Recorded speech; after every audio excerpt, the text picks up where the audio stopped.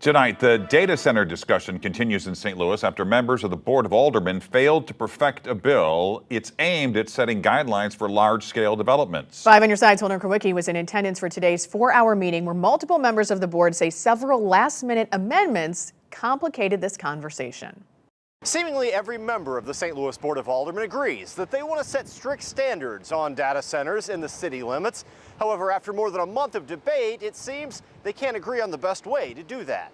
Board Bill 49, which establishes zoning rules for how close data centers can be to homes, schools, and parks, sets emissions guidelines, and establishes renewable energy requirements, was set for perfection Monday morning. However, following multiple major amendments, including one sponsored by Jamie Cox Antwi allowing data centers to exceed more than 30% of a building's vacant space in certain areas of downtown, the vote was tabled. What that amendment is attempting to do is trying to, if they go above that 30%, to one, create a community benefit, which I totally support, some type of way that this will benefit the community. Alderwoman Ann Schweitzer, who sponsored Board Bill 49, told 5 on your side she would still vote to pass the legislation, despite concerns that some members of the board are only seeing the dollar signs that data center developers are promising in their district.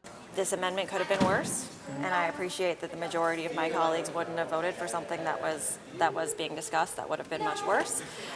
But I think that, in order to make industry happy, they weakened a regulation that is already possible and has already been a big compromise to make sure that it could happen. Since multiple amendments were made to the legislation, it will now go back to the Planning Commission for consideration, while also being moved to the informal calendar for the Board of Aldermen.